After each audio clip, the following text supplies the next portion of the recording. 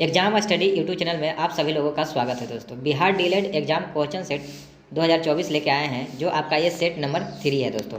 अगर सेट 1 और सेट 2 अगर नहीं देखे हैं तो आप लोग को जाकर इस चैनल पर चेकआउट कीजिएगा, या इससे कमेंट बॉक्स में हम लिंक दे देंगे, वहाँ से आप लोग इसे देख लीजिएगा। चलिए वीडियो की शुरुआत करते हैं। ये जीके जीएस स्पेशल क्लास है दोस्तों, जो प्रीवियस ईयर के क्वेश्चन भी इसमें इंक्लूड किए गए हैं। अगर शुरू से अंत तक अगर आप वीडियो देखते हैं तो काफ़ी महत्वपूर्ण साबित होने वाला है आपके लिए। और यह जो प्रश्न लिए गए हैं, रुक्मणी प्रकाशन का जो बुक आई है, जो इसमें 20 सेट दिए गए हैं, उसी का सेट 3 है दोस्तों। तो आप लोग शुरू से अंत तक इस वीडियो में बने रहिए। चलिए इस सेक्शन में हम साइंस के सारे प्रश्नों को सॉल्व करेंगे। तो आइए शुरुआत करते हैं दोस्तों। पहला जो प्रश्न है आप लोग देख सकते हैं स्क्रीन पर। पहला जो प्रश्न है दोस्तों 46 है। निम्नलिखित में से कौन सा एक जीवाणु जनित रोग है? कंठमाला, खसरा, छोटी चेचक, डिप्थीरिया। तो इसका राइट आंसर है दोस्तों diphtheria. Diphtheria is the right answer.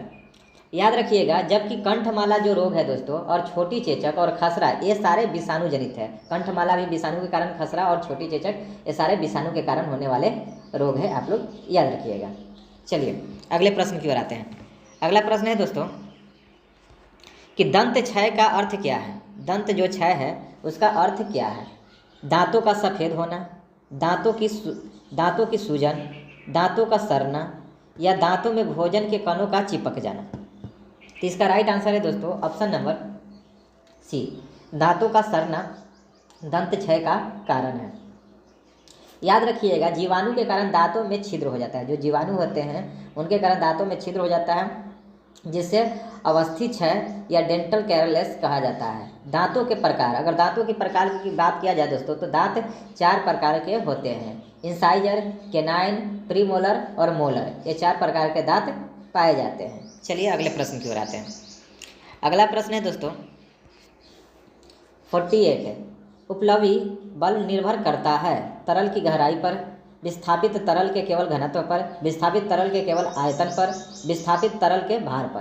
तो इसका राइट आंसर है दोस्तों विस्थापित तरल के भार पर आपका उत्प्लावी बल कार्य करता है। याद रखिएगा, देखिए वस्तु के द्वारा हटाए गए द्रव का जो भार होता है वो उत्प्लावन बल माइनस वस्तु के भार के बराबर होता है। ये बात आप लोग याद रखिएगा। चलिए अगले प्रश्न की ओर आते हैं। अगला प्रश्न है दोस्तों 49 कि पानी के 4 डिग्री सेल्सियस पर शरीर तैरता है, और यदि तापमान 100 डिग्री सेल्सियस हो जाए तो शरीर डूब जाएगा, या कोई परिवर्तन नहीं होगा, या कुछ अधिक भाग पानी में डूबेगा, या अधिक आसानी से तैरेगा। तो इसका राइट आंसर है दोस्तों ऑप्शन नंबर ए, शरीर डूब जाएगा। आप लोग जानते हैं कि 4 डिग्री जो सेल्सियस होता है उस पर पानी का घनत्व तो सबसे ज़्यादा होता है, इसलिए शरीर तैरता है। बाकी जो 100 डिग्री सेंटीग्रेड होता है तो इसका घनत्व कम हो जाता है, जिसके कारण शरीर क्या हो जाता है दोस्तों, डूब जाता है। और घनत्व बराबर जो फार्मूला होता है याद रखिएगा, द्रव्यमान बटा आयतन होता है। ये भी आप लोग याद रखिएगा, जिसका मात्रक होता है केजी पर मीटर क्यूब। चलिए अगले प्रश्न की ओर आते हैं। अगला प्रश्न है दोस्तों कि BHC का पूरा नाम क्या है?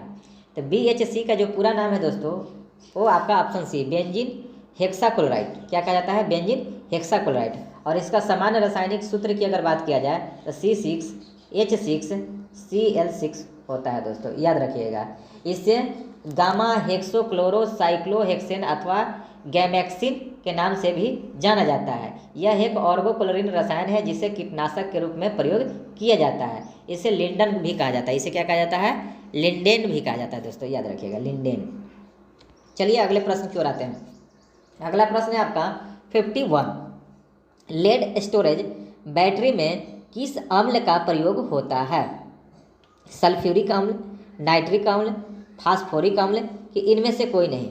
इसका राइट आंसर है दोस्तों आपका ऑप्शन नंबर ए, सल्फ्यूरिक अम्ल। सल्फ्यूरिक अम्ल की अगर बात किया जाए तो इसका रासायनिक सूत्र H2SO4 होता है दोस्तों, और इसका उपयोग पेट्रोलियम शोधन में भी किया जाता है। सल्फ्यूरिक अम्ल को वाइल ऑफ विट्रोल भी कहा जाता है, याद रखिएगा। चलिए अगले प्रश्न की ओर आते हैं।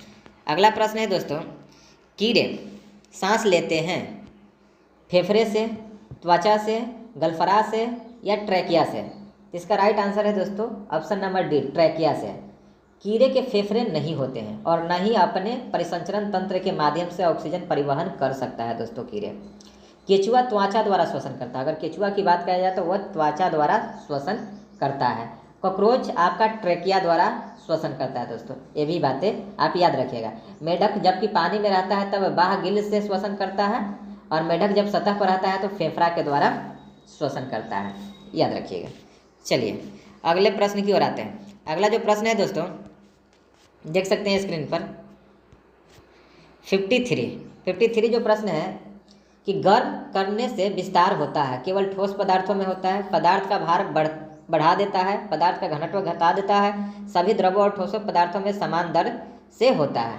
तो इसका राइट आंसर है दोस्तों ऑप्शन नंबर सी, पदार्थ का घनत्व घटा देता है। गर्म करने से पदार्थ का जो घनत्व है वो क्या हो जाता है, घट जाता है दोस्तों।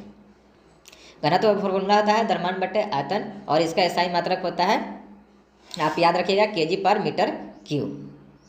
चलिए अगले प्रश्न की ओर आते हैं। अगला प्रश्न है 54। इसमें कह रहा है कि निम्नलिखित में से किसकी कोशिका में कोई एंजाइम नहीं होता है, लाइकेन, विषाणु, जीवाणु, शैवाल। तो इसका राइट आंसर है दोस्तों विषाणु, वायरस। वायरस में कोई एंजाइम नहीं होता है। वायरस का जो खोज किए थे एक रूसी वैज्ञानिक इवान वस्की ने किया था, याद रखिएगा। लाइकेन, जीवाणु और शैवाल में कोशिका भित्ति भी पाई जाती है, बाकी विषाणु में कोई कोशिका भित्ति नहीं पाई जाती है, इसका अभाव होता है। विषाणु में सिर्फ आपका एक प्रोटीन तथा न्यूक्लियोक अम्ल होता है जो कोशिका भित्ति की तरह ही क्या करता है, काम करता है दोस्तों, और विषाणु की कोशिका भित्ति में एंजाइम नहीं होता है। ये बातें आप याद रखिएगा। चलिए अगले प्रश्न की ओर आते हैं। अगला जो प्रश्न है दोस्तों 55 नंबर की ध्वनि का जो वेग है वह निर्भर करता है, तीव्रता पर निर्भर करता है, स्वरूप पर निर्भर करता है, तरंग धैर्य पर निर्भर करता है, कि इनमें से कोई नहीं। तो इसका राइट आंसर है दोस्तों आपका 55 नंबर का, 55 का आपका सी है। क्या है, सी, तरंग धैर्य पर निर्भर करता है। कि ध्वनि का जो वेग है वह तरंग धैर्य फ्रिक्वेंसी पर निर्भर करता है, याद रखिएगा। और शुष्क वायु में 20 डिग्री सेल्सियस पर ध्वनि का जो वेग होता है वह 343 के लगभग होता है, और वेग बराबर फार्मूला होता है आवृत्ति इंटू तरंग धैर्य, याद रखिएगा। तरंग एक ध्वनि का यांत्रिक तरंग है, याद रखिएगा। चलिए अगले प्रश्न की ओर आते हैं।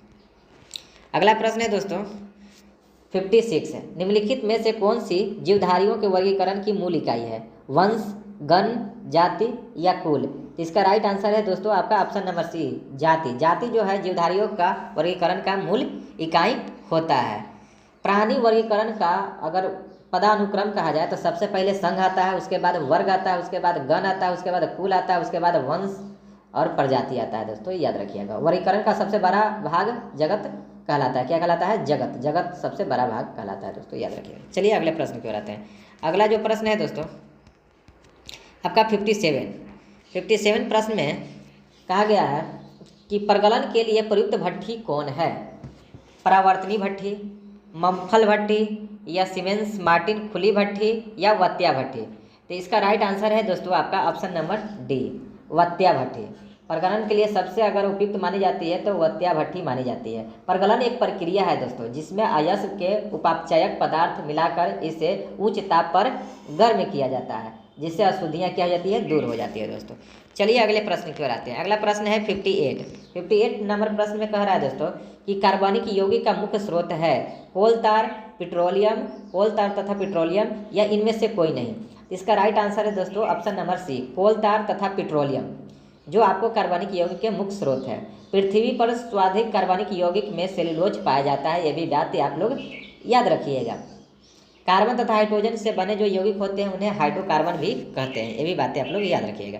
चलिए अगले प्रश्न की ओर आते हैं। अगला प्रश्न है दोस्तों आपका